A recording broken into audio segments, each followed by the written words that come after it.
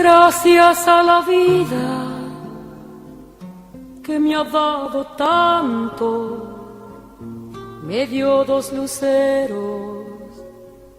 Estamos en otra emisión del programa Poetas Argentinos de la radio de la Biblioteca del Congreso de la Nación. Quien les habla, Claudia Enchile, en la producción Camila Zúñigo y en la operación técnica Lucas Tomasetti. Nosotros, como todas las semanas, desde el 2014 vamos conociendo nuevos poetas, vamos leyendo sus textos y charlando con aquellos que las escriben, ¿no? Qué bueno es poder tomar contacto con cada uno y que nos cuenten por qué poetas, porque capaz podrían haber elegido escribir otro género o dedicarse a otra cosa, no a la literatura. Hoy vamos a charlar con Eduardo Atilio Romano. Él nació en San Ramón de la Nueva Orán, Salta. Estudió Filología Hispánica y se graduó en la Universidad de Barcelona, en España. Ha publicado Derramo un hombre, poemas, Agua de coco, cuentos, La tristeza en mis bolsillos, poemas, Estrecho mar, poemas. Después Cosco, ahora él nos va a contar bien, Por el sur y porfiado, poemas, Estación Sant, cuentos. Participó en 2 antologías de la poesía argentina, Los poetas interiores, una muestra de la nueva poesía argentina, Selección y prólogo de Rodrigo Galarza y Poesía joven del noroeste argentino, que esto fue editado por el Fondo Nacional de las Artes.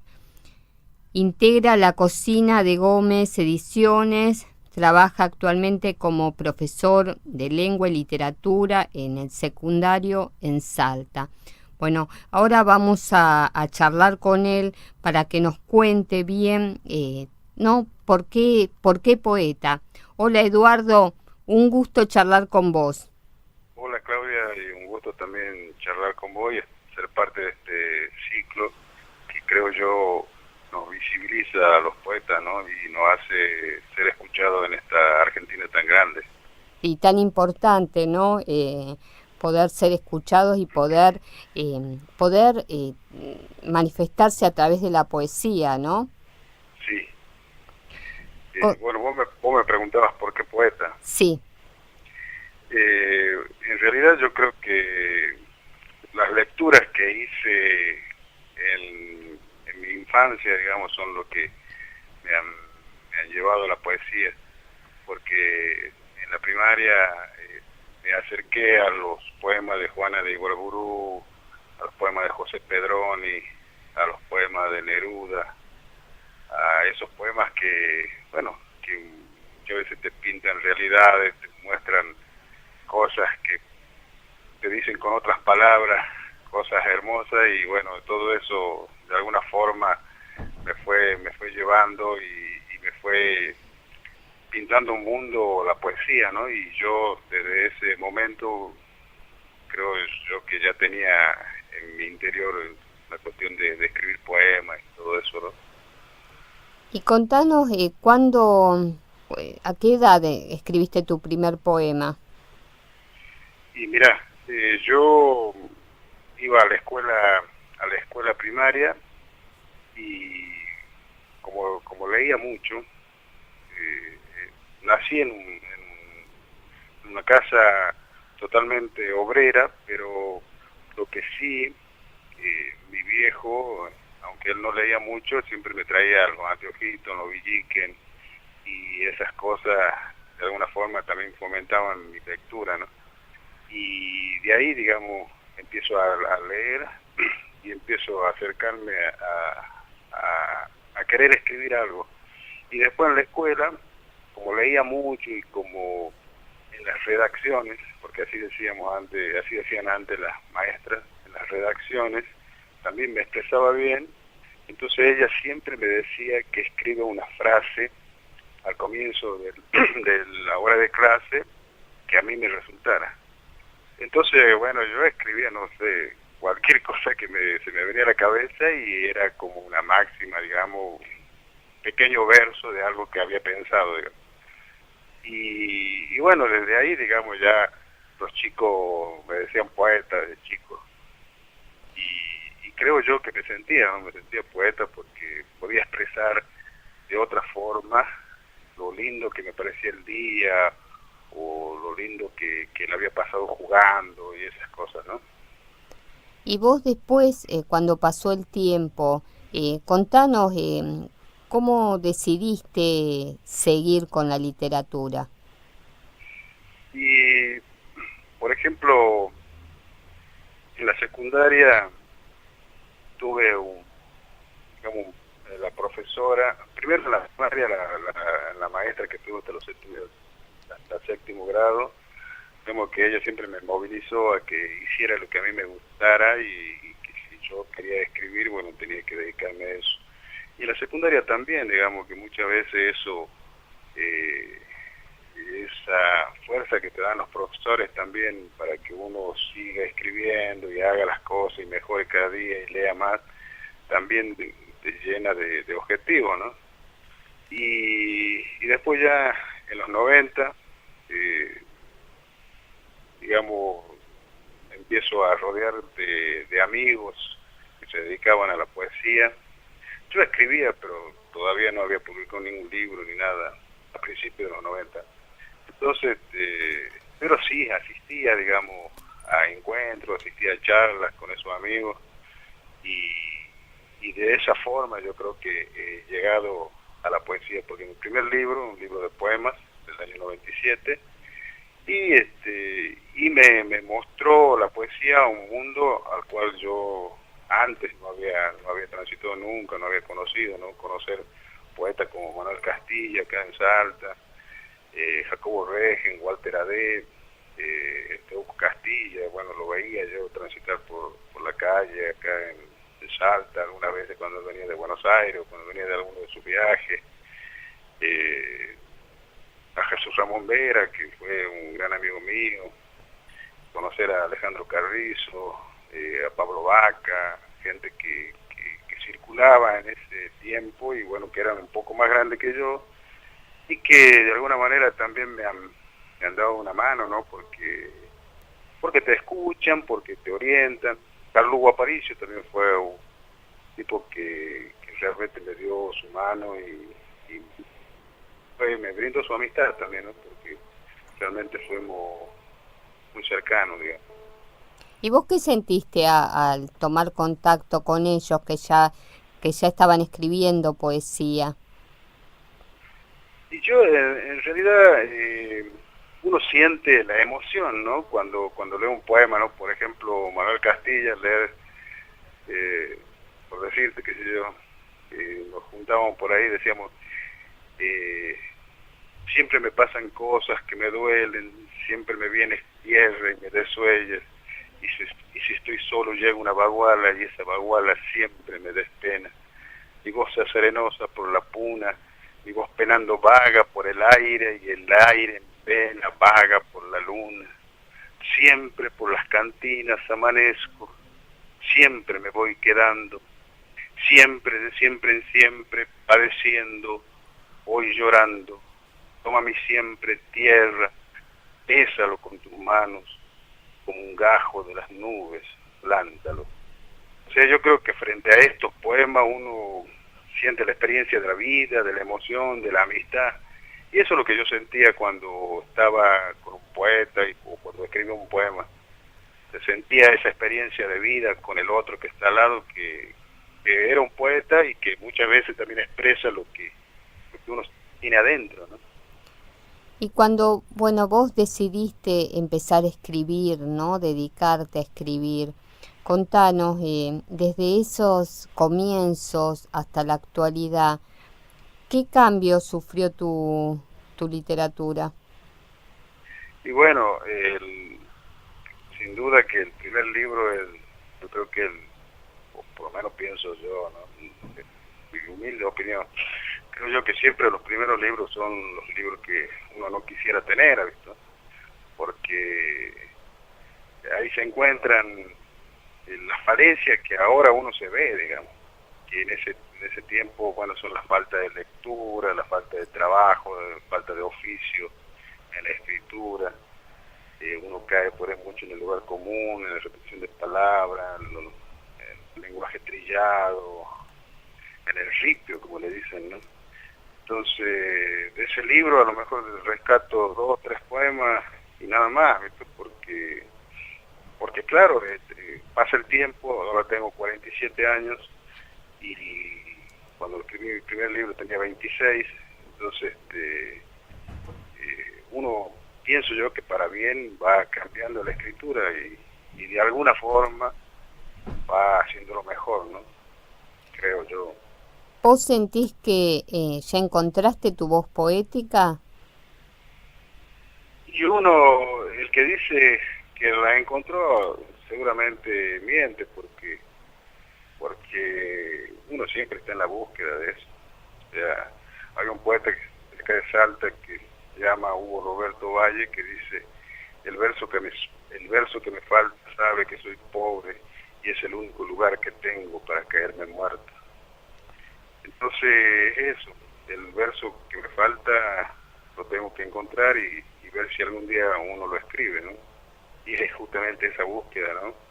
Pero yo creo que ya es una búsqueda a esta altura con un poco más de criterio, con un poco más de trabajo y de oficio, ¿no? ¿Vos tenés un método para escribir?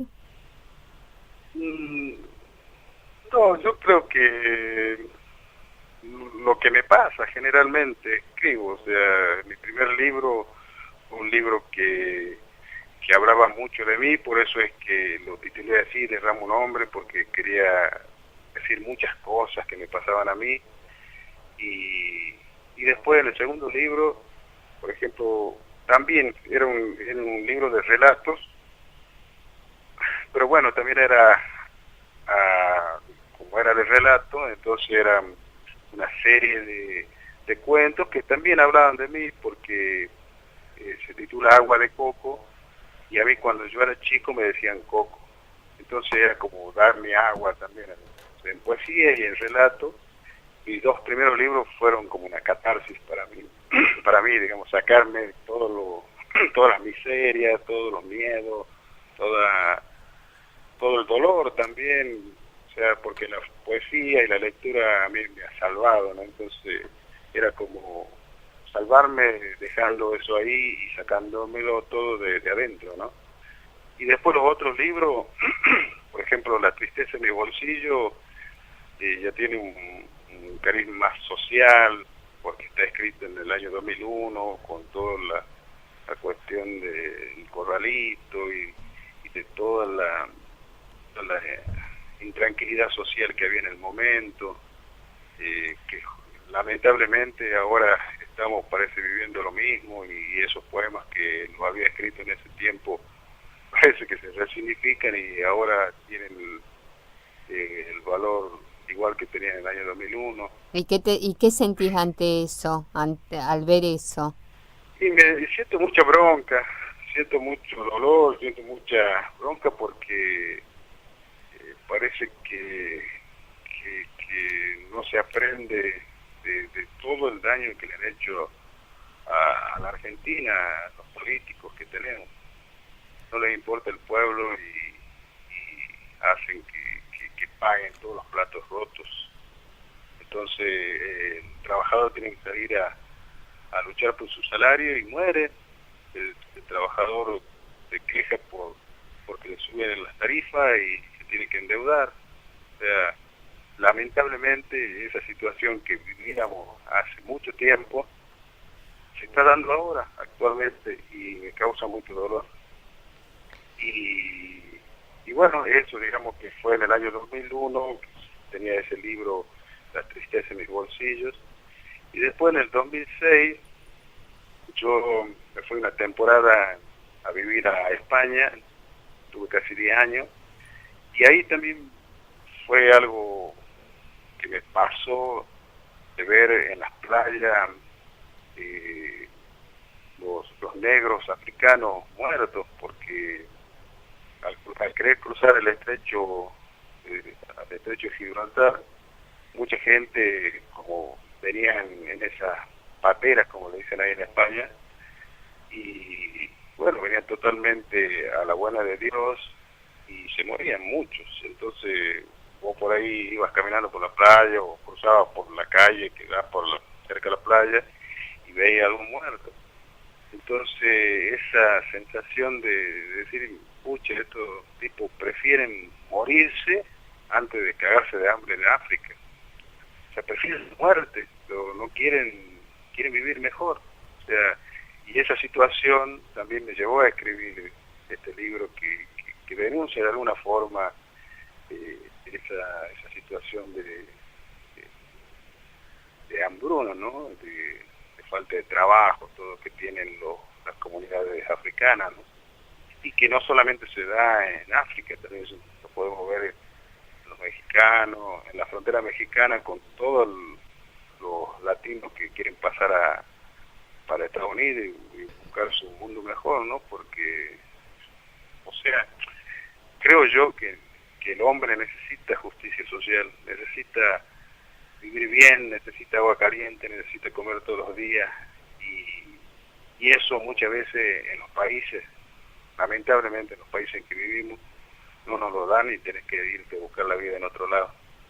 Y mucha gente deja familia, deja todo para irse y para buscar ese futuro, ¿no? Que no le dan su país, ¿no? Que no le da su país. Y eso también me causó dolor, y también creo yo que lo escribí de alguna forma, que seguramente no va a ser nada lo que realmente sufre esa gente, pero bueno, dejé en ese libro Estrecho Mar, digamos, lo que pasa en España con los negros. Y después, en el año 2009, he publicado Cusco, que en quichua es Cosco, como está escrito ahí, por eso que por ahí no entendía, pero eso es quichua, significa Cusco, el ombligo del mundo en quichua. Y también, digamos, es la vivencia de un latino que se siente heredero de esa sangre quichua, y es su mirada en Europa, digamos, cómo él llega a Europa, pero llega a Europa de otra forma, digamos, no llega cabeza baja, no lleva ningún regalo ni nada, sino que va a pedir lo suyo, digamos, lo que le pertenece. Y bueno, digamos que ahí hay poemas que marcan ese transitar desde América hasta Europa, y después cómo él se relaciona con la gente del lugar, en este caso Barcelona, y bueno, y hace su historia y logra comulgar, digamos, el quichua, el castellano y el catalán, porque el catalán, los títulos de ese libro están escritos en catalán. Entonces, como de todo eso logra un aprendizaje, y que también es una experiencia de vida, y es lo que a mí me pasaba en ese momento. Claro. Eduardo, ahora vamos a escuchar a Sara Mamani en Si Pudiera Elegir, y después continuamos con la entrevista. Bueno, quedo en el aire, ¿no? Sí. O sea, no corto. No cortes. Ok.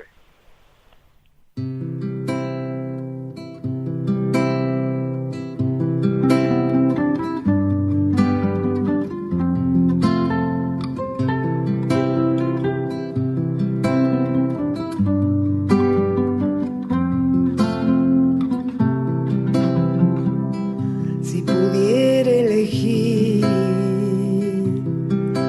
dónde estar, simplemente estar,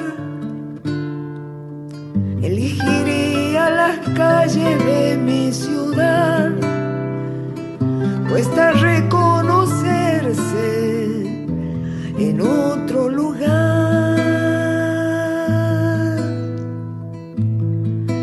En lo de uno se camina como si todo le perteneciera, cada rincón, cada hoja,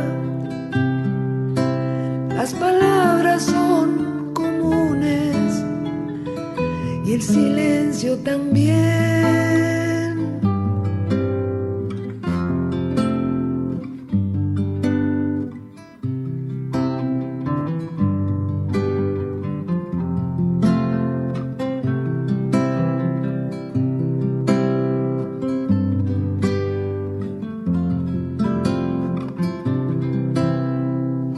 Si pudiera elegir dónde estar, simplemente estar bajo el cielo de Salta tendría que andar. Cuesta reconocerse en otro lugar. Te echo de menos tierra, sí. La nostalgia no se separa de mí. Ha de ser que no me olvido de ese olor tan singular que te regala la lluvia, de ese olor tan singular que te regala la lluvia.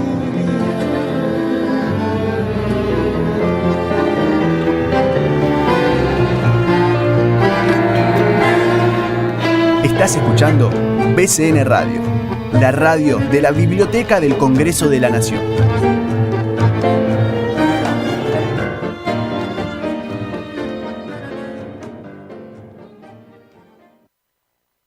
La Biblioteca del Congreso de la Nación cuenta con el sector de bibliografía.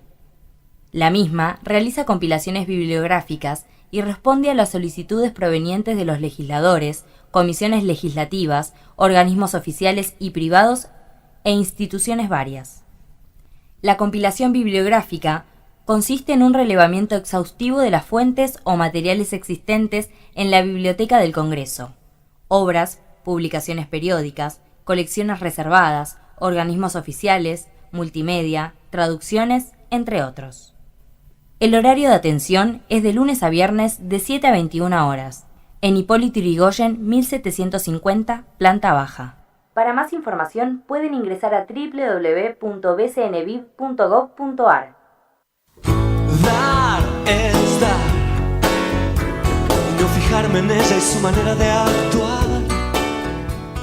Coordenadas, el programa institucional de la DAS, tiene toda la información que necesitas sobre temáticas de salud. Escuchanos en vivo todos los viernes de 13 a 14 por BCN Radio. Coordenadas, un punto de encuentro entre la DAS y su gente. Yo te digo que dar es dar. Dar es dar. Y no marcar las cartas, simplemente dar.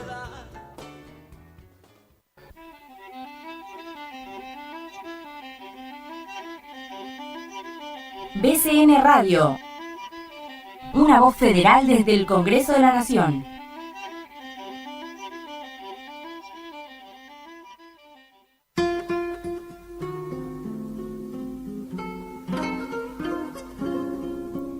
Estamos charlando con el poeta de Salta, Eduardo Atilio Romano. Eduardo, ¿tenés unos poemas para leernos?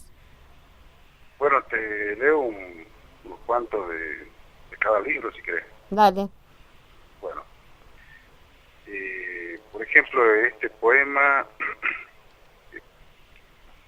publicado en el primer libro, del año 1997, el libro se titula Derrama un hombre, y el título del poema es Memoria. No han borrado los nombres ni el andar descalzo, desnudando el alma. Por las aceras y refugios sin vueltas estoy inscripto. Tejer de a poco la lápida con la aguja terminal del genocidio, o a expensas de las palas, aún con los pulsos entre sus tierras.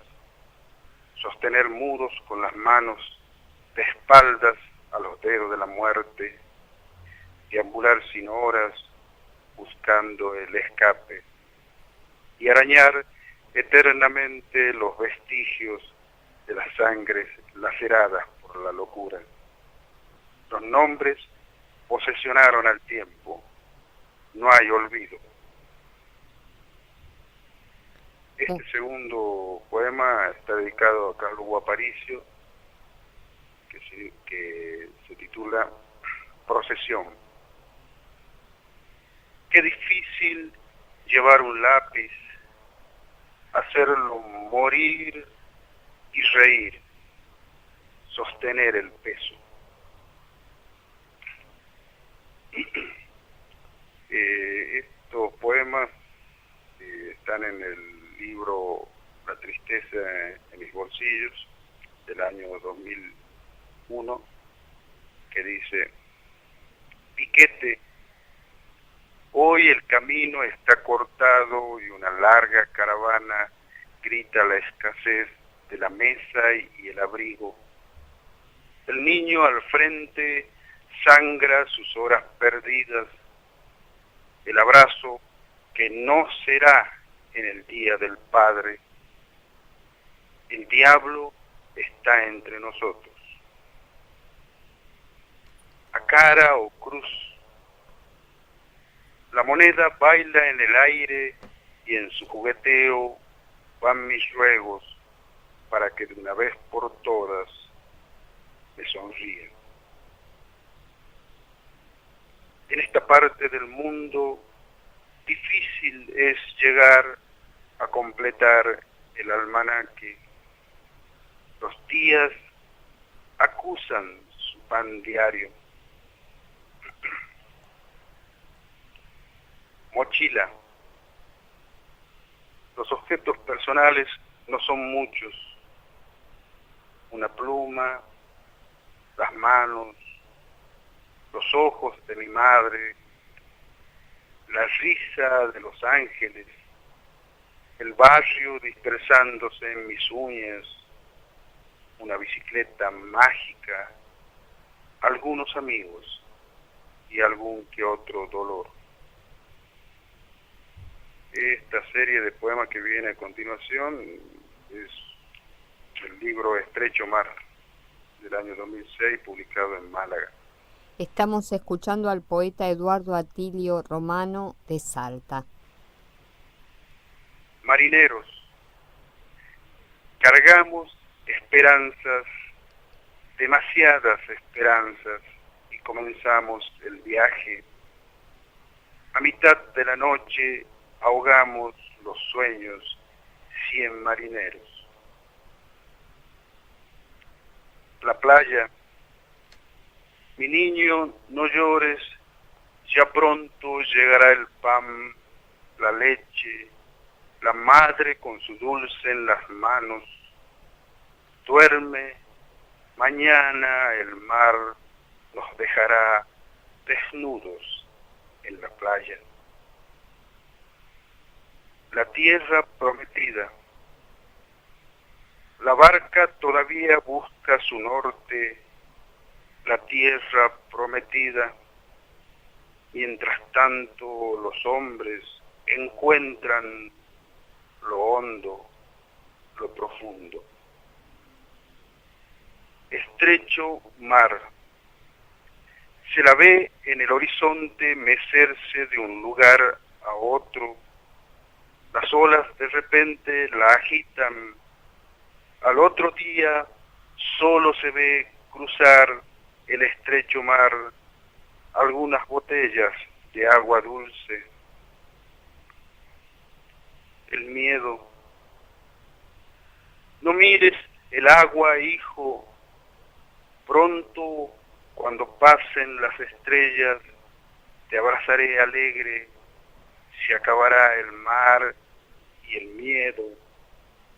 Solo mi beso te inundará la cara. Eduardo, bueno, nos lees uno más y después seguimos con la entrevista.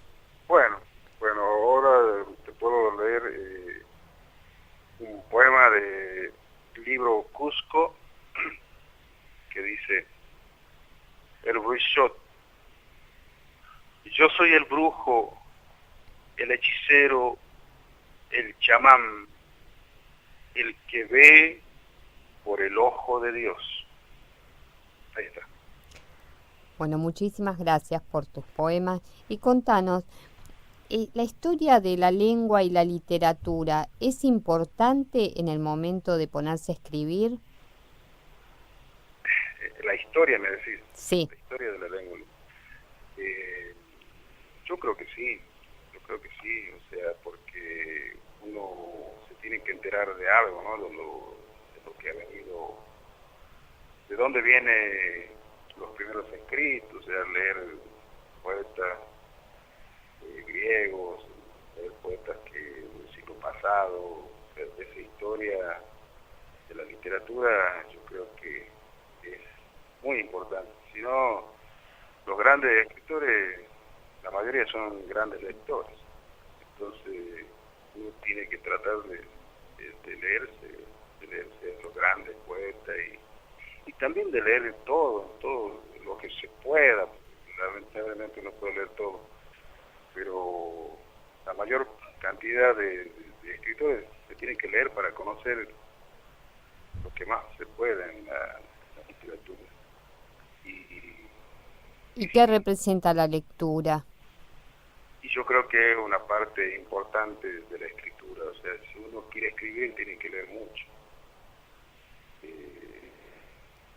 porque eso te brinda elementos, ¿no? Por ejemplo, en este último libro que publiqué, bueno, yo no lo publiqué, lo publicó la provincia de Salta, lo presentó en la Feria del Libro, Últimos Estertores se llama mi último libro, publicado este año, que ganó un concurso de cuentos acá en Salta. Y en ese libro hay homenajes, creo yo, a las lecturas que hice en este tiempo, o sea, homenaje a Juan Rulfo, homenaje a Juan Marcé, homenaje a Calú Aparicio, a Francisco Zamora, gente y aparte sí, muchas veces también depende de lo que a uno le guste y a partir de eso uno también va seleccionando lo que va a leer, ¿no? Y es como que es gente que a mí me ha abierto mucho la cabeza y me ha pintado un mundo hermoso y también cruento.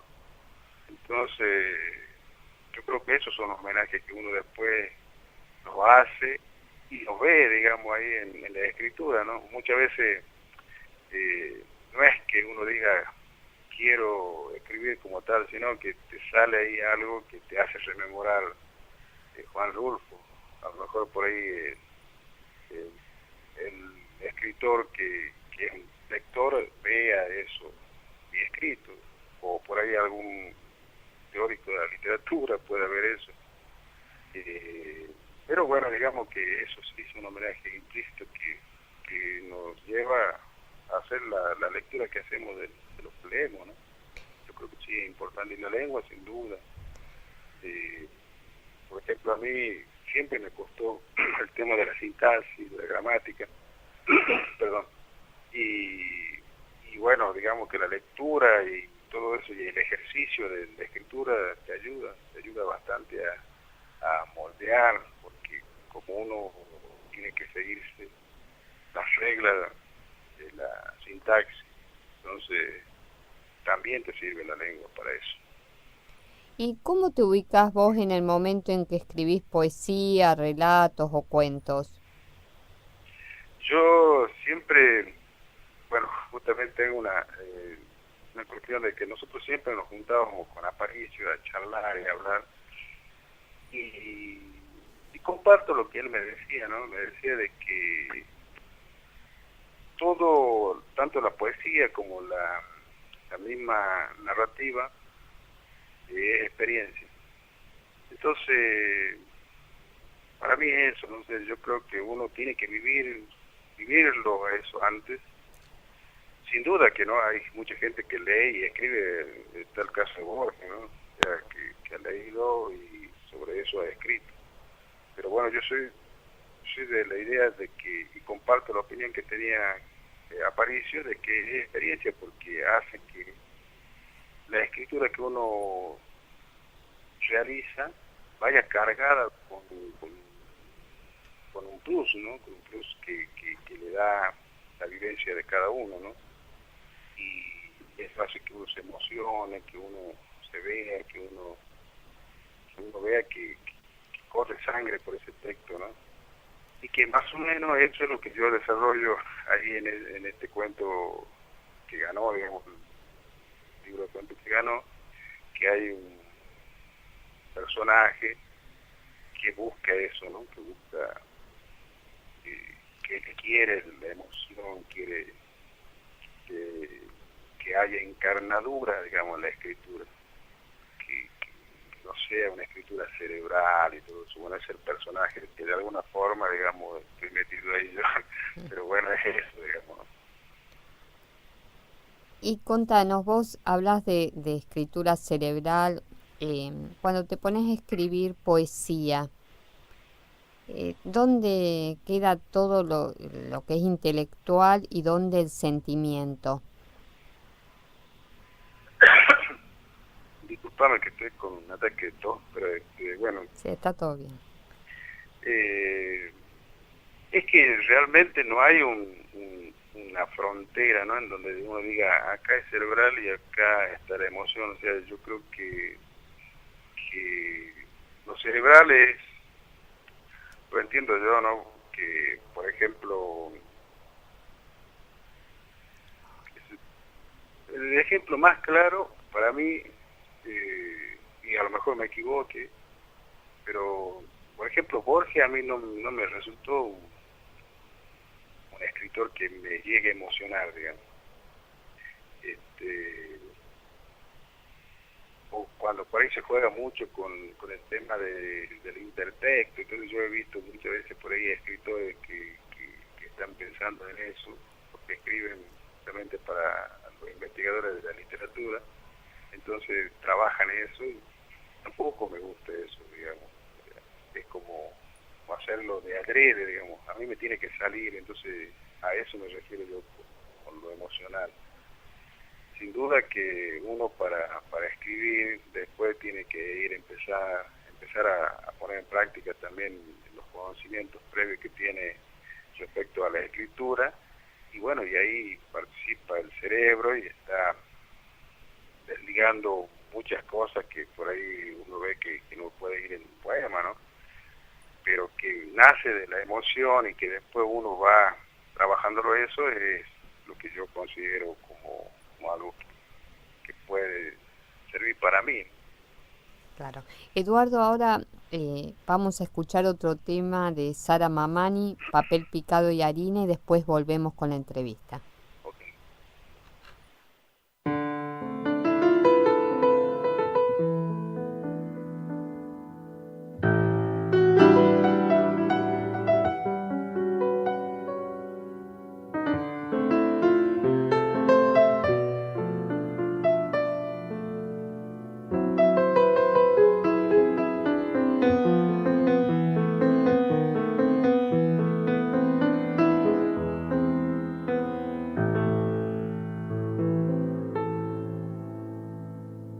Hace tantos años que voy a su encuentro de luz y alegría, sin dejar de preguntarme dónde se irá el carnaval cuando solito se queda,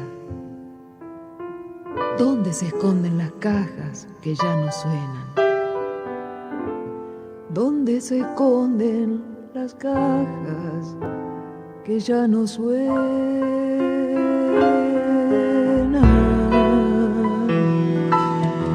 El diablo se lo llevó hasta febrero que viene. Qué poquita la alegría, las penas vuelven. Qué poquita la alegría, las penas vuelven. Ay, carnaval, porque tu fiesta termina y me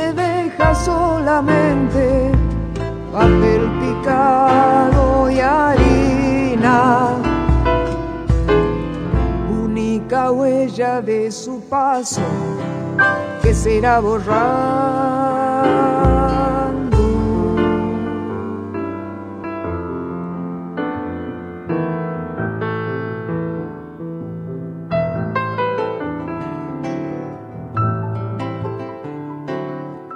A veces ronde el amor entre el vinito y el canto, y las coplas van y vienen, enamorando, y las coplas van y vienen, enamorando.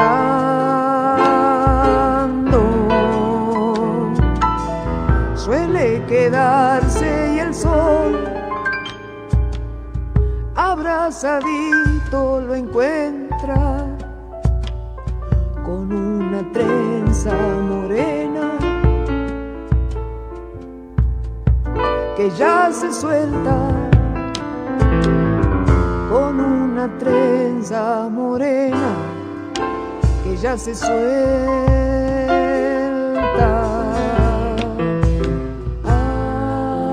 Carnaval, porque tu fiesta termina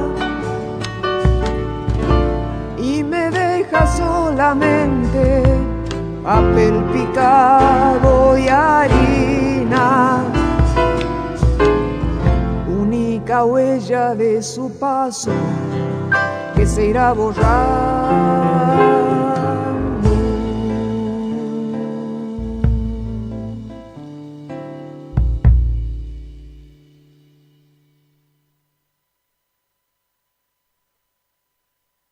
Seguí escuchando BCN Radio.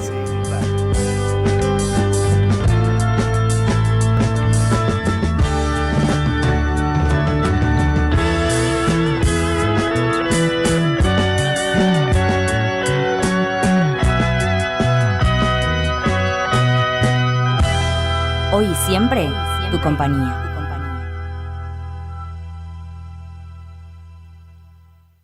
La Sala Infantil María Elena Walsh, de la Biblioteca del Congreso, ubicada en Hipólito Yrigoyen 1750, es un espacio interactivo para niños de 4 a 9 años.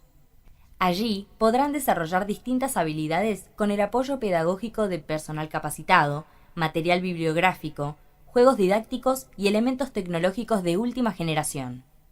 Los colegios de nivel preescolar y primario pueden realizar visitas grupales y participar en actividades programadas.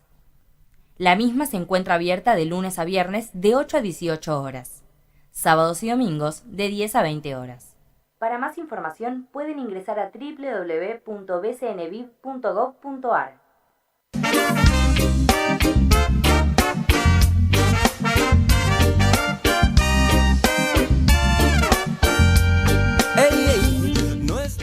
Bienvenidos a Actitud, la superación del día a día, el programa de la Secretaría para la Prevención de las Adicciones de la Asociación del Personal Legislativo.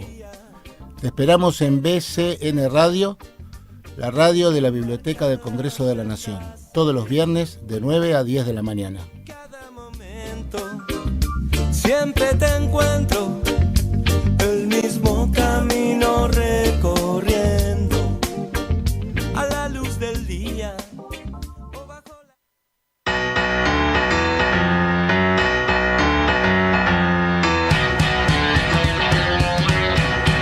Actualidad, información,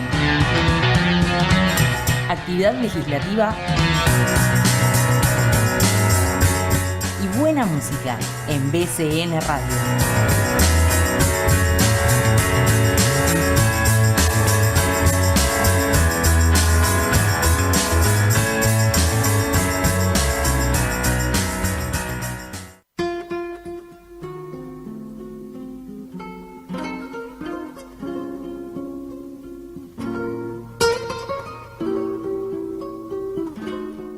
Estamos acá en Poetas Argentinos charlando con Eduardo Atilio Romano, poeta de Salta. Eduardo, háblanos del otro. ¿Qué lugar ocupa en ¿no? En la lectura, en la escritura. Y el otro como lector o el otro como alguien que está ahí al frente y tenemos que empatizar. O sea, De las dos formas, porque es importante, ¿no? sí. Yo la verdad que cuando escribo siempre pienso más que nada en mí, digamos. Pienso en lo que me pasa a mí y tratar de sacar eso que uno tiene adentro, que muchas veces son dolores, son cuestiones difíciles que uno ve en la vida.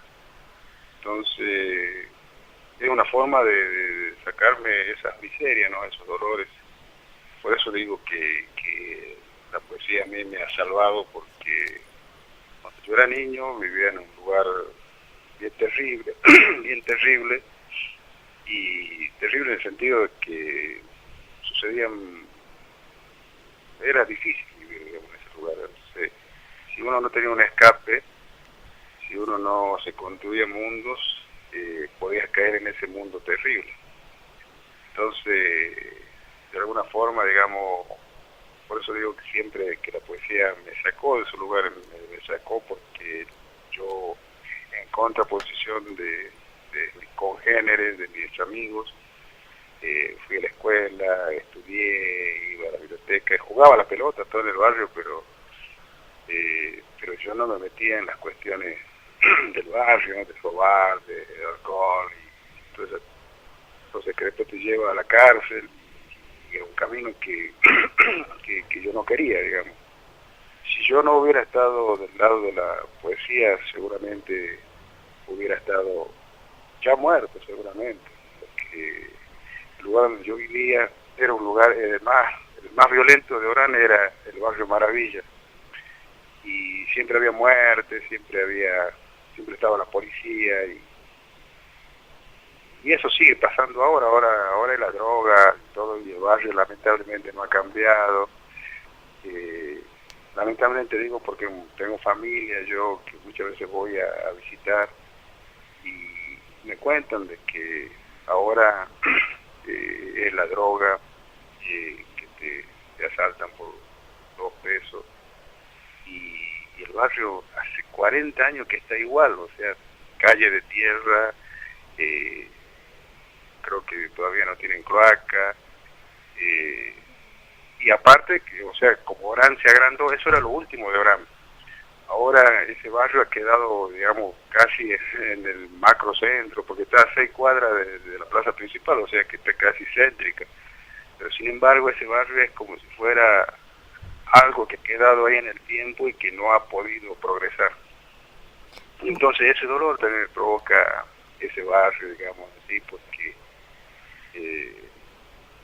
por eso es que yo siempre recuerdo mi barrio, porque me hubiera gustado que fuera diferente, ¿no? Como todos los barrios, digamos, que nacen hace 50, 60 años, va progresando, y tienen sus calles asfaltadas, tienen sus casas mejor y todo eso, pero bueno, lamentablemente no pasa así en este lugar. ¿Vos dónde vivís ahora? Ahora yo vivo en Salta, en realidad a 12 kilómetros de Salta, un lugar que se llama Campo La Calderilla. Un lugar tranquilo, o sea, terreno grande, amplio, son pequeños terrenos que tengo mi casa, tengo mi jardín, o sea, estoy tranquilo acá. Y es como yendo para la caldera, entonces es campo, digamos. Y con respecto a la poesía, ¿se escribe cuando se está triste? ¿Vos en los momentos en que estás bien, en que estás feliz, escribís poesía? La verdad que yo la tristeza por ahí pasa justamente por esas situaciones que uno vea, ¿viste? Pero triste así, yo emocionalmente me siento triste porque, qué sé yo, por decir algo, me dejó a alguien y estoy triste por eso. O sea, Muchas veces mi señora me criticaba, o me critica todavía, porque dice que yo nunca le escribí un poema de amor. Y aparte yo no escribía, o sea, no escribo poemas de tristeza tampoco, o sea, de sentirme así triste yo individualmente. O sea, mi tristeza por ahí pasa justamente por ver el dolor que siento con los otros, de lo que nos pasa, digamos, que es eso. Claro. Y por ahí la tristeza que representaba, por ejemplo, cuando escribí Estrecho Humano, la tristeza esa de ver a alguien que se muere por querer mejorar su vida. Pero decir que yo me siento triste individualmente, así porque a mí me pasa algo, creo que esa tristeza la dejé en escribir 2 libros que fueron, saqué toda la amargura y todo el dolor que tenía adentro. Creo que fue mi catarsis esos 2 libros. Y con respecto a la reescritura,